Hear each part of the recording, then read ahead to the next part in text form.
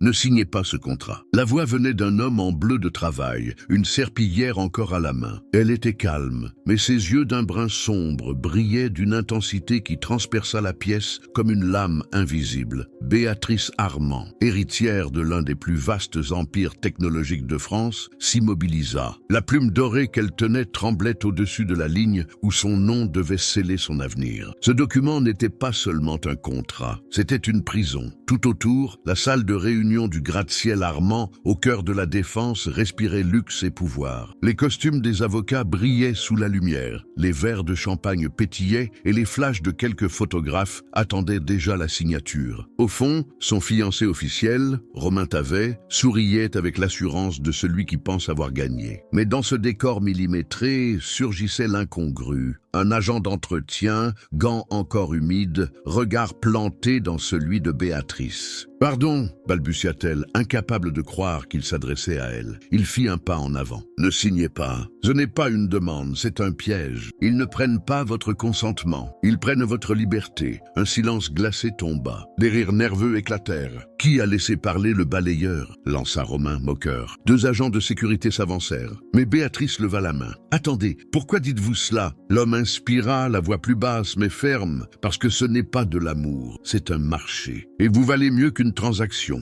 Tout le monde fixait la scène, mais personne ne protestait. Personne ne semblait choqué. Et ce fut cela qui fit le plus mal à Béatrice, voir tant d'indifférence, tant de visages figés, comme si sa vie n'était qu'une colonne de chiffres. Elle lâcha la plume. « Je ne signerai pas. » Un tonnerre de protestation retentit. Son père, Auguste Armand, frappa la table furieux. Romain jura à voix haute. Mais Béatrice, le regard tourné vers les baies vitrées qui ouvraient sur Paris, sentit ses poumons se remplir d'air pour la première fois depuis des années. Elle respirait enfin. Le scandale fit le tour du pays en quelques heures. Les titres fleurissaient. L'héritière annule le mariage du siècle. Les actionnaires tremblaient. Les rumeurs enflaient. Mais pour Béatrice, ce tumulte importait peu. Elle avait pris une décision irrévocable. Elle quitta l'appartement luxueux où chaque meuble était choisi par des décorateurs. Elle loua un 2 pièces dans le vieux quartier du Marais, avec des murs encore imprégnés d'odeur de café et des fenêtres qui donnaient sur une petite librairie. Plus de domestiques, plus de champagne, juste un lit, une bouilloire et une liberté fragile. De son côté, l'homme du nettoyage continuait son travail de nuit, silencieux. Il s'appelait Raphaël Simon. Autrefois étudiant brillant en lettres, il avait renoncé à tout pour nourrir ses petits frères lorsque sa mère tomba malade. Sa vie s'était résumée à passer la serpillière dans des tours de verre, invisibles aux yeux de tous. Invisibles, sauf ce jour-là. Leurs chemins se croisèrent de nouveau par hasard, un soir pluvieux. Béatrice errait sans parapluie et, attirée par la lumière, entra dans la librairie d'angle. Au fond, assis seul avec un livre ouvert et un café tiède, Raphaël leva les yeux. Leurs regards se retrouvèrent comme si le temps s'était arrêté. « Bonsoir », dit-elle simplement. Il se leva maladroitement, essuyant ses mains calleuses. « Bonsoir », ils parlèrent peu. Mais ce fut le début. Les rencontres suivantes s'imposèrent d'elles-mêmes, dans ce café, dans un parc, entre les rayonnages de la librairie. D'abord des discussions timides, puis des confidences, puis des rires, et dans ces silences partagés, Béatrice sentit naître quelque chose qu'aucune fortune n'avait pu lui donner, la certitude d'être vue. Quelques mois plus tard, alors que le soleil d'automne baignait la pièce d'une lumière douce, elle sortit de son sac une petite boîte de velours bleu nuit. Raphaël, surpris, crut d'abord qu'il s'agissait d'un bijou de famille qu'elle voulait lui montrer. Ses yeux clignèrent, incrédules. « Qu'est-ce que c'est » demanda-t-il d'une voix hésitante. Béatrice eut ce sourire calme qu'il connaissait si bien, celui qui précédait toujours ses décisions irrévocables. « Une question » murmura-t-elle. À l'intérieur brillait un simple anneau d'argent, sans éclat ostentatoire, mais chargé d'une promesse infinie. « Veux-tu m'épouser » ? Pas pour les journaux, pas pour les affaires, juste pour la vie. Le silence tomba. Raphaël sentit sa gorge se nouer, ses mains tremblaient, tant de barrières sociales, tant de regards désapprobateurs. Et pourtant, devant ce cercle d'argent, tout s'effaçait. « Tu es sûr ?» souffla-t-il. Plus sûr que jamais, répondit-elle sans détour. Ils se marièrent au bord d'une rivière claire, un après-midi où les oiseaux semblaient chanter pour eux seuls. Sous un vieux saule dont les branches touchaient l'eau, ils échangèrent leurs vœux. Pas de paparazzi, pas de flashs agressifs, pas de robes de couturier, seulement quelques amis sincères, 2 chiens errants qu'ils avaient décidé d'adopter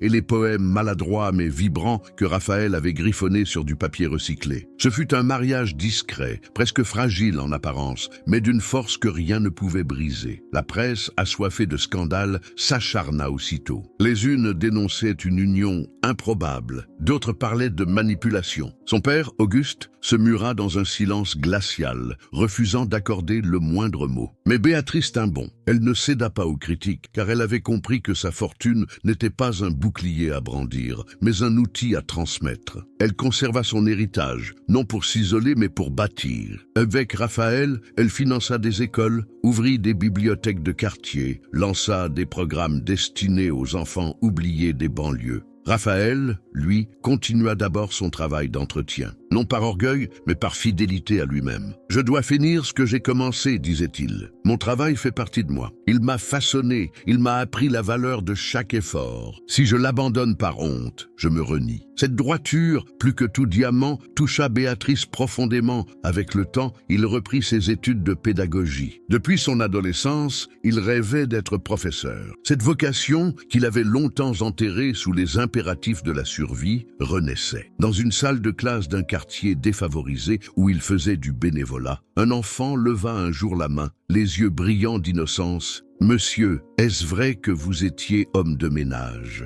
Raphaël sourit sans détour. « Je le suis encore, et je n'en ai pas honte. Le travail honnête est toujours digne. » L'enfant insista, intrigué. « Mais vous êtes marié avec une milliardaire !» Raphaël éclata de rire, un rire franc et léger. « Je suis marié avec la femme que j'aime. L'argent n'a rien à voir. » Son cœur, si. L'enfant resta pensif, puis demanda avec une gravité surprenante. « Alors moi aussi, je peux rêver grand. » Raphaël posa doucement une main sur son épaule. « Tu peux rêver jusqu'aux étoiles, dit-il. Et n'écoute jamais ceux qui prétendent t'enchaîner au sol. » Les années passèrent. Béatrice et Raphaël eurent 3 enfants qu'ils élevèrent loin des excès. Pas de villa tapageuse ni de caprices sans fin, mais une maison pleine de rires, d'histoires contées au coin du feu et de repas simples partagés ensemble. Ils enseignèrent à leurs petits le respect, l'humilité, la valeur du travail et la solidarité. Les enfants ignoraient la taille vertigineuse de la fortune familiale, mais savaient une chose essentielle. Ils étaient aimés et attendus à chaque retour d'école. Un soir, Auguste Armand, vieilli et brisé par les années, se présenta à leur porte. Sa voix tremblait comme jamais. « J'ai bâti des tours de verre, accumulé des milliards, mais j'ai perdu l'essentiel. Toi, Béatrice. » Sa fille l'enlaça avec une tendresse apaisée. « Il n'est pas trop tard, murmura-t-elle. En découvrant Raphaël, l'ancien magnate comprit enfin. Cet homme avait renoncé à ses propres rêves pour sauver les siens, avait travaillé humblement sans se plaindre, avait aimé sa fille, non pour ce qu'elle possédait, mais pour ce qu'elle était. Auguste,